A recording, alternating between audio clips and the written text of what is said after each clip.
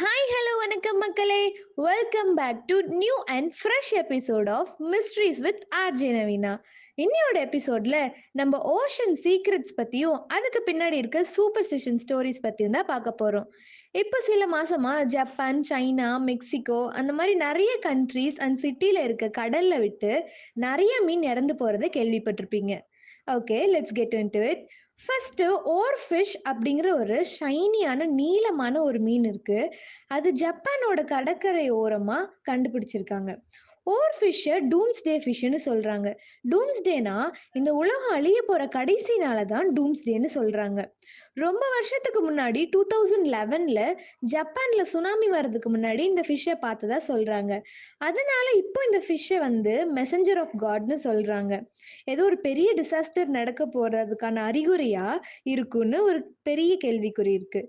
அடுத்து angler fish அப்படின்னு இன்னொரு அரிவகையான மீன் கடலுக்குள்ள இருந்து ரொம்ப டீப்பா அந்த ஷேடோல தான் வந்து வாழ்ற மீன். அது வந்துட்டு இப்ப சமீபமா வந்துட்டு கடற்கரையோரம் வந்துட்டு இறந்து கிடக்கிறத நிறைய பேர் பார்த்திருக்காங்க.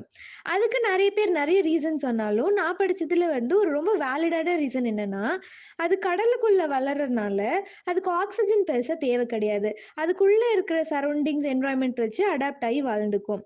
அது இன்கேஸ் ஏதாச்சும் கேசியஸான சப்ஸ்டன்ஸை ஸ்வாலோ பண்ணுச்சுன்னா அது வந்து ரெஸ்பயர் பண்ண கஷ்டப்படுமா. நல்லா பலூன் மாதிரி ஊதி மேலே வந்துடும். அப்படி மேலே வரும்போது அது ஷேடோக்குள்ளே வாழ்ற மீன் இல்லை. அப்போ அது சன்லைட்டும் மேலே இருக்க ப்ரெஷர் டிஃபென்ஸையும் ஹேண்டில் பண்ண முடியாம இறங்குறதுக்கான காரணம் நிறைய இருக்குன்னு சொல்றாங்க. இது மாதிரியான நிறைய marine animals, whales, turtles, fish எல்லாமே வந்து வெளியே இருக்கிறது ஒரு கோஇன்சிடென்ஸா மாறி ஏதோ ஒரு பெரிய டேஞ்சரை குறிக்குதோ இல்ல உலகம் அழிய போகுதோ அப்படின்னு சொல்லிட்டு எல்லாருமே பயப்படுறாங்க. இதெல்லாம் ஒரு சைடு இருந்தாலும், அந்த காலத்து கதைக்கு வருவோமா? அந்த காலத்துல நெறைய கட்டுக்கதைன்னுலாம் சொல்றாங்கல்ல, அந்த மாரி பைபிள், ஜூஸ், கிறிஸ்டியன் ட்ரெடிஷன் இதுலலாம் என்னென்ன சொல்றாங்கன்னு பார்ப்போம். கடவுள் இந்த உலகத்த படைக்கிறப்ப, கூடவே மான்ஸ்டரையும் படைக்கிறாராம். எல்லாத்துலயும் ஒரு பாசிட்டிவ், ஒரு நெகட்டிவ் இருக்க மாரி, ஒரு குட் அண்ட் ஒரு பேட் இருக்க மாரி, ஒரு ஈவில் மான்ஸ்டரையும் படைக்கிறாரு.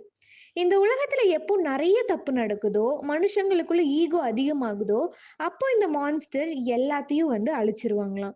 அப்படி இந்த மான்ஸ்டர் எல்லாத்தையும் அழிக்கும்போது, நல்லவங்க கடவுள்கிட்ட வேண்டுனா, கடவுளால மட்டும் தான் அந்த மான்ஸ்டர அழிக்கக்கூடிய சக்தி இருக்கு. அப்போ கடவுள் இறங்கி வந்து நல்லவங்கள மட்டும் காப்பாத்திட்டு, அந்த மான்ஸ்டர கொன்றுவாராம். அப்படின்னு ஒரு பெரிய ஒரு ஃபிளாஷ்பேக் ஸ்டோரி இருக்கு. அதுக்காக தான் கடவுள் வந்து 3 பவர்ஃபுல்லான மான்ஸ்டர உருவாக்கியிருக்காரு. லேவத்தான் அப்படிங்கிற ஒரு கடலுக்குள்ள இருக்க ஒரு மான்ஸ்டர். அது வந்துட்டு ஒரு டிராகன் மாரியும், ஸ்னேக் மாரியும் போர்ட்ரே பண்றாங்க. அடுத்து பேஹெமாத் அப்படிங்கிற நிலத்தோட மான்ஸ்டர். லேவத்தான்ங்கிறது கடலுக்குள்ள இருக்க மான்ஸ்டர். பேஹெமாத் அப்படிங்கிறது ஒரு நிலத்து பரப்புல இருக்க மான்ஸ்டர். அண்ட் ஜிஸ் அப்படிங்கிறது வந்து வானத்துல ஆகாயத்துல இருக்க மான்ஸ்டர். நிலம், நீர், ஆகாயம் 3க்குமே 3 மான்ஸ்டர் படைக்கிறாரு. இப்போ நம்ம கடல்ல தானே பிரச்சனை. அதனால லேவத்தான்குள் வருவோம். லேவத்தான்ங்கிற ஒரு கொடூரமான ஒரு 400 கிலோமீட்டர் நீளம் கொண்ட ஒரு டிராகன்னு சொல்லலாம், இல்ல ஒரு பாம்புன்னு சொல்லலாம். இது வந்து லைக் கற்பனை தானே. அதனால இதோட கம்பேர் பண்றாங்க. 400 கிலோமீட்டர் ஃபீட் இருக்கக்கூடிய அந்த பாம்பு கடலுக்குள்ள இருக்கிறதா சொல்றாங்க. அது வந்துட்டு தலை வந்துட்டு 7 தலை இருக்குன்னு சொல்றாங்க. அது லேவத்தானுக்கு 7 தலை இருக்கும். அது லைட்டா அதோட வால அசைச்சா கூட நிலநடுக்கம் மாரி இருக்கும். ஏன்னா 400 கிலோமீட்டர்னா அதோட அளவ யோசிச்சு பாருங்க. அது லைட்டா அதோட வால் அசைச்சா கூட ஒரு பெரிய நிலநடுக்கம் வந்த மாரி இருக்கும்னு சொல்றாங்க.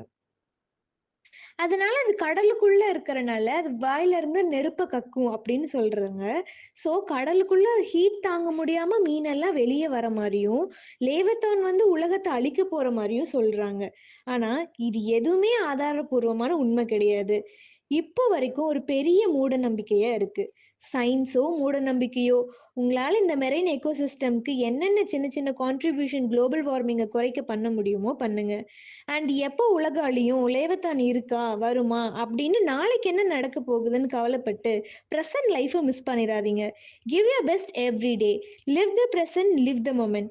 இன்னையோட மிஸ்ட்ரி அன்வேல் உங்க எல்லாத்துக்கும் யூஸ்ஃபுல்லா இருக்கும்னு நம்புறேன். மீண்டும் உங்களை சந்திக்கும் வரை உங்களிடமிருந்து விடைபெறுவது நான் உங்கள் ஆர்ஜே நவீனா. Tata bye.